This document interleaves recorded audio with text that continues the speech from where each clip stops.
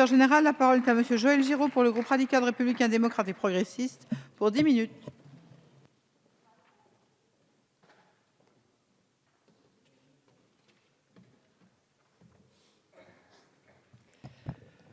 Madame la présidente, monsieur le secrétaire d'État, madame la rapporteure générale, monsieur le président de la commission des finances, nous débutons donc l'examen en nouvelle lecture du projet de loi de finances rectificative pour 2016.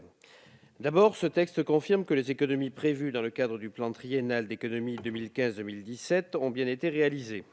Par rapport à l'évolution tendancielle de la dépense, elle s'élève en 2016 pour l'État et ses opérateurs à 7 milliards d'euros.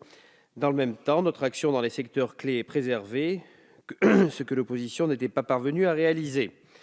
Nous retenons tout particulièrement les réformes engagées sur les dépenses d'intervention, la limitation globale des dépenses des agences, la réduction des effectifs dans les ministères non prioritaires et la participation des collectivités territoriales à l'effort de redressement, laquelle sera revue à la baisse pour 2017.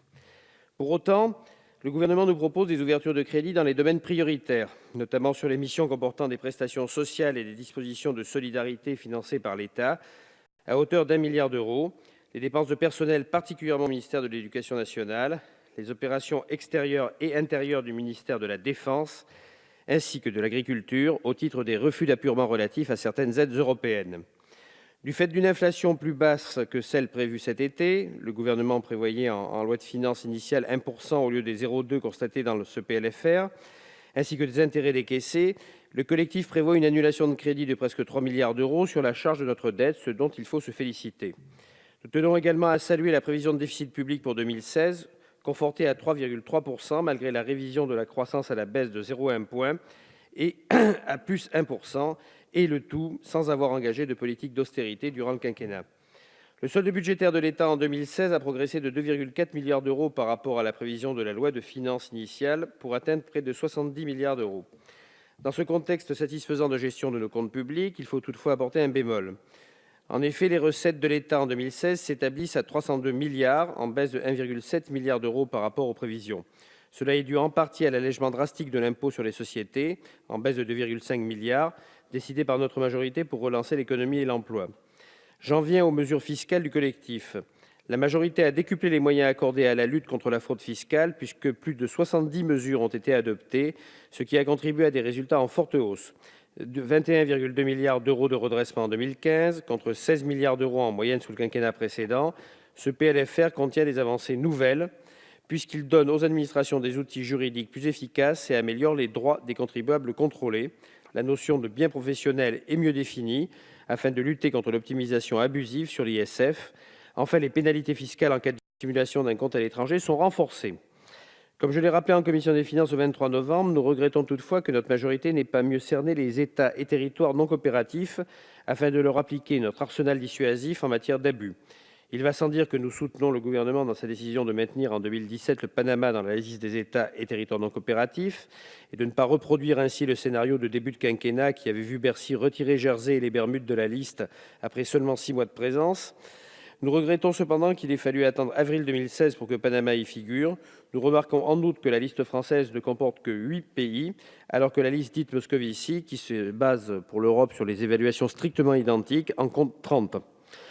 La création du compte PME Innovation incitera les entrepreneurs à réinvestir le produit de la vente de leurs titres de société dans des jeunes PME ou des entreprises innovantes et à les accompagner en apportant leurs capitaux, leur expérience d'entrepreneur et leur réseau.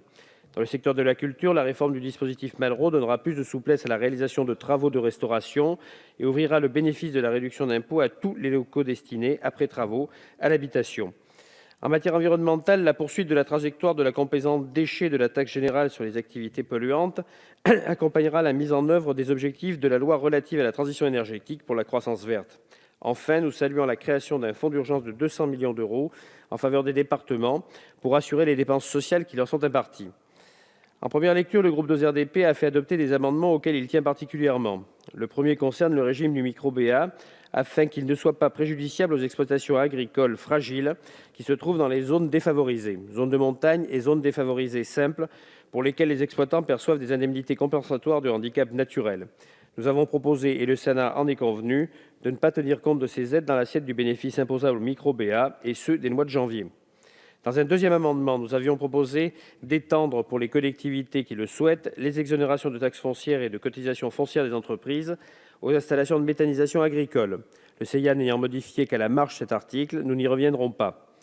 Nous avions aussi proposé de simplifier le régime applicable aux immobilisations industrielles en matière de taxes foncières, ce qui a été conservé au Sénat. Nous avons également institué pour les plateformes en ligne l'obligation de déclaration automatique sécurisée des revenus de leurs utilisateurs à l'administration fiscale, article également conservé par le Sénat.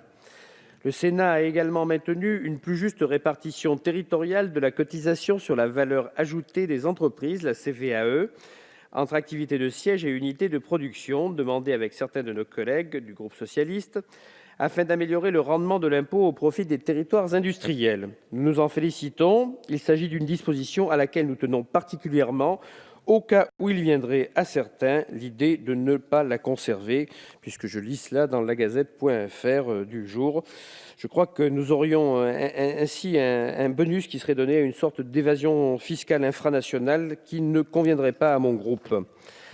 De même que le maintien du dispositif visant à assurer la pérennité des fermes ou stations expérimentales réalisant des opérations de recherche dans de nombreux secteurs agricoles de France.